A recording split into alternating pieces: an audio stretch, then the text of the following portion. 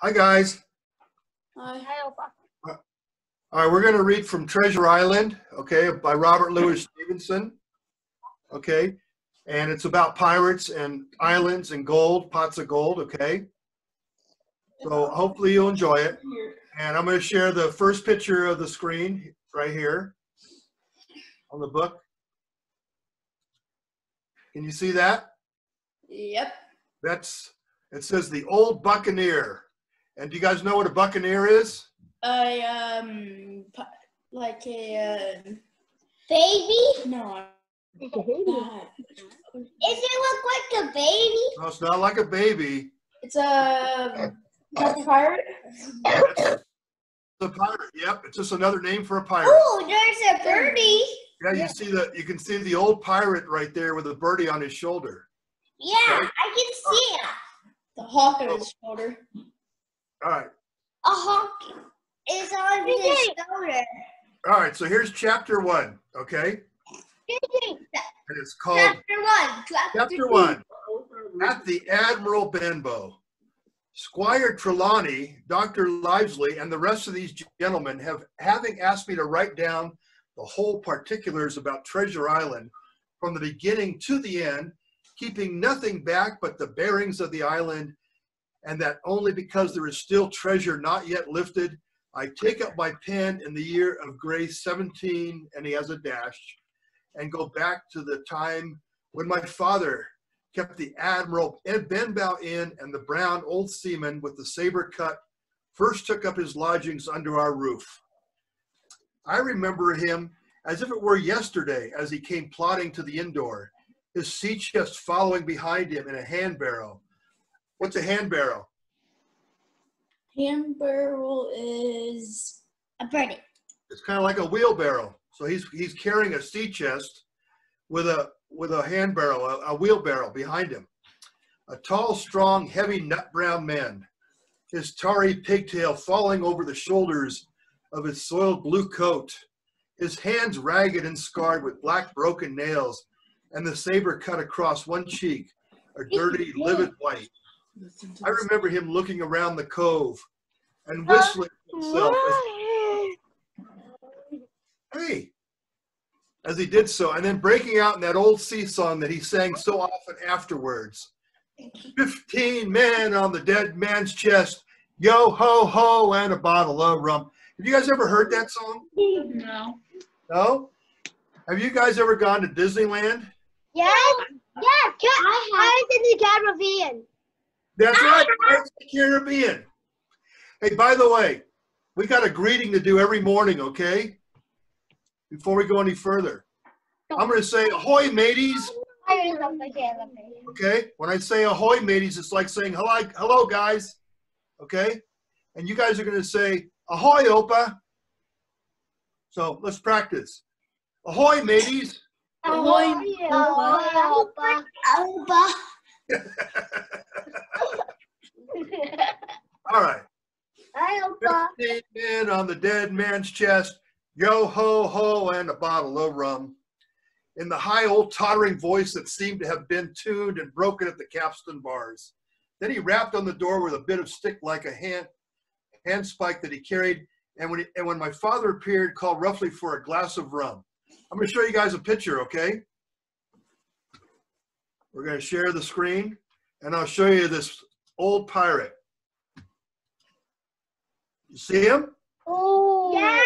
Hold on. You see him? Yeah, we see it. You see him, and he's carrying his stick, which he uses to knock on the door.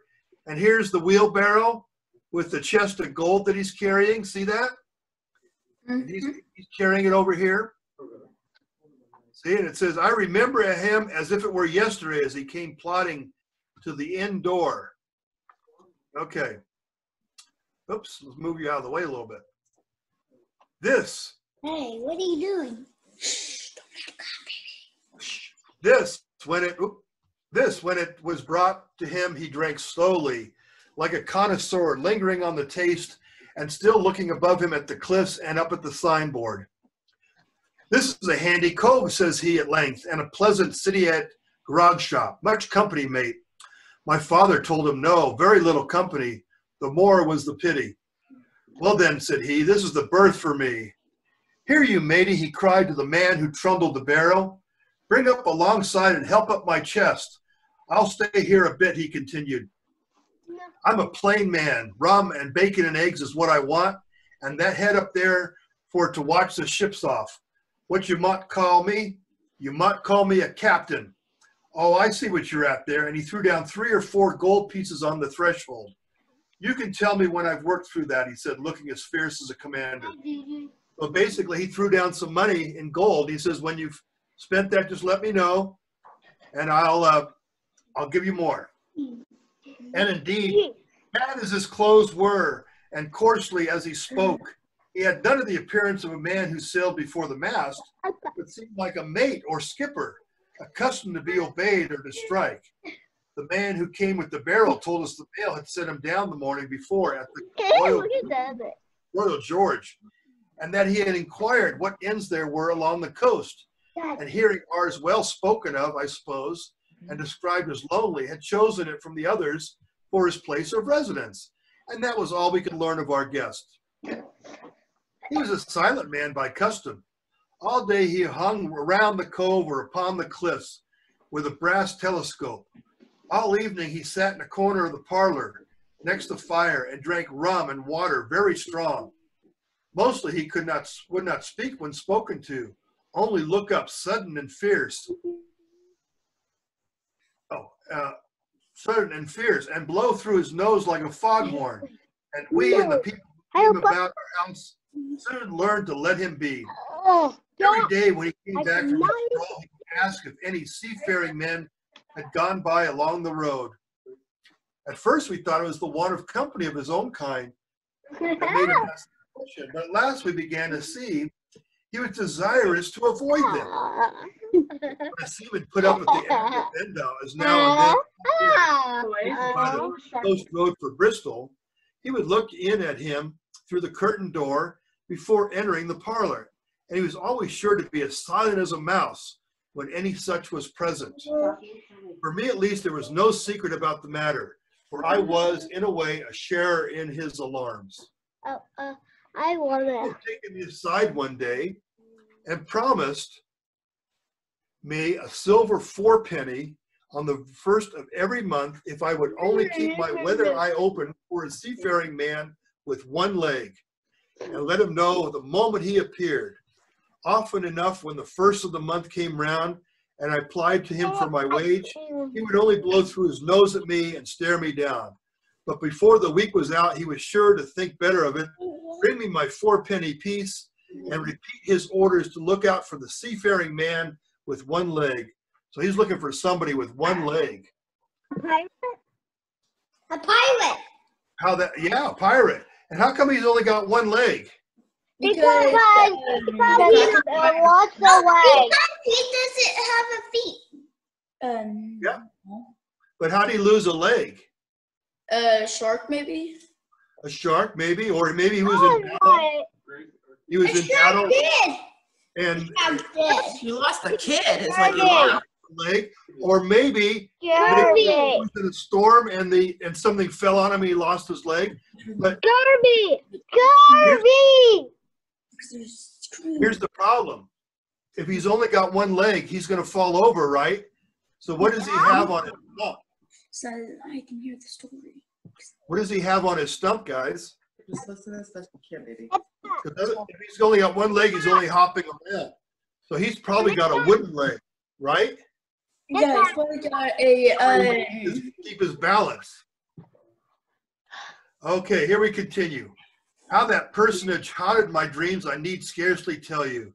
On stormy nights when the wind shook the 4 corners of the house and the surf roared along the cove and up the cliffs, I would see him in 1,000 forms and with 1,000 diabolical expressions. Now the leg would be cut off at the knee, now at the hip. Now he's a monstrous kind of He never had but 1 leg. That's the middle of his body. Leap and run and pursue me over hedge and ditch was the worst of nightmares. And altogether, I paid 4 fees in the shape of incredible fancies. So he's having nightmares about this man with 1 leg. even know how he managed to get one leg. He No, I was so caught terrified by the idea of the seafaring man with one leg. I was far less afraid of the captain himself than anybody else who knew him. There were nights when he took a deal more rum and water than his head could carry, and then he would sometimes sit and sing his wicked old wild sea songs, minding nobody, but sometimes he would call for glasses round and force all the trembling company to listen to his stories or bear a chorus to his singing. Often I heard the house shaking with yo ho ho and a bottle of rum. All the neighbors joining in for dear life with the fear of death upon them, and each singing louder than the other to avoid remark. Hey, everybody sing yo ho ho and a bottle of rum. Yo ho ho and a bottle of rum. Yeah, you're joining in with the captain, aren't you? In these fits, he was the most overriding companion ever known. He would slap his hand on the table for silence all around. He would fly up in a passion of anger at a questioner, sometimes because none was put, and so he judged the company was not following his story. Nor would he allow anyone to leave the inn till he had drunk himself sleepy and reeled off to bed. His stories were what frightened the people worst of all. Dreadful stories they were about hanging and walking the plank and storms at sea and the dry tortugas and wild deeds in places on the Spanish Main. By his own account, he must have lived his life among some of the wickedest men that God ever allowed upon the sea, and the language in which he told these stories shocked our plain country people, almost as much as the crimes that he described. My father was always saying the inn would be ruined for people, would soon cease coming there to be tyrannized over and put down and sent shivering to their beds, but I really believe his presence did us good. You're still on my People face. were frightened at the time, but on looking back, they rather liked it. It was a fine excitement in a quiet country life.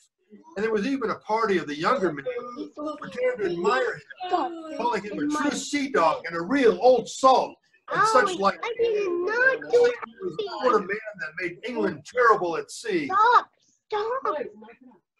In one way, indeed, he bade fair to ruin us, for he kept on staying week after week, and it lasted month after month. So all the money he had been long exhausted.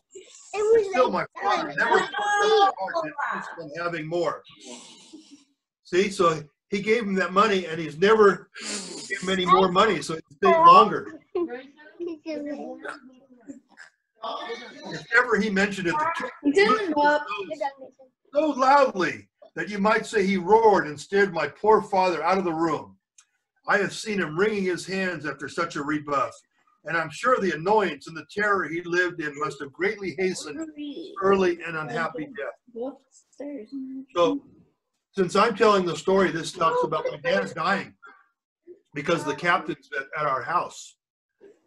All the time he lived with us, the captain made no change whatever in his dress, but to buy some stockings from a hawker.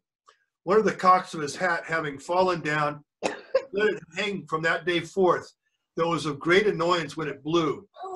I remember the appearance of his coat, which he patched himself upstairs in his room, and which before the end was nothing but patches. He never wrote or received a letter, and he never spoke with any but the neighbors, and with these, for the most part, only when drunk on rum. The great sea chest none of us had ever seen open. So remember the sea chest that was in the wheelbarrow? No one's ever seen it. Nope. It was only once crossed, and that was toward the end when my poor father was gone in a decline that took him off. Dr. Lively came late one afternoon to see the patient, took a bit of dinner for my mother, and went into the parlor to smoke a pipe until his horse should come down from the hamlet, for we had no stabling at the old BENBOW. I followed him in, and I remember observing the contrast of the doctor with his powder as white as snow and his black eyes and pleasant manners, made with the colder country folk, and above all, with that heavily bearded scarecrow of a pirate of ours, sitting far gone in rum. Look at, see that yellow line? Suddenly, It's not going up to us. He began to pipe up his eternal song. All right, everyone, join in. 15 men on the dead man's chest. Yo ho ho and a bottle of rum. Come on, everybody. Yo ho ho and a bottle of rum. Go. Yo ho ho and a bottle of rum. That's right. That's what us pirates are going to sing. But there's more now. Drink and the devil had done for the rest. Everybody, yo ho ho and a bottle of rum. Let's go. Yo ho ho and a bottle of rum. At first, I had supposed the dead man's chest to be that identical big box of his upstairs in the front room, and the thought that it mingled in my nightmares with that one-legged seafaring man. But by this time, we had all long ceased to pay any particular notice to the song. It was new that night to nobody but Dr. Lively, and on him I observed it did not produce an agreeable effect, for he looked up for a moment quite angrily before he went on with his talk to old Taylor, the gardener, on a new cure for rheumatics. In the meantime, the captain gradually brightened up at his own visit, and at last flapped his hand upon the table before him in a way we all knew to mean silence. The voices stopped at once, all but Dr. Lively's. He went on as before, speaking clear and kind, and drawing briskly at his every word or two. Okay. He glared at him for a while, flapped his hand again, glared his pale hearted, and last broke out in stillness of silence there between decks. Were you addressing me, sir? Said the doctor.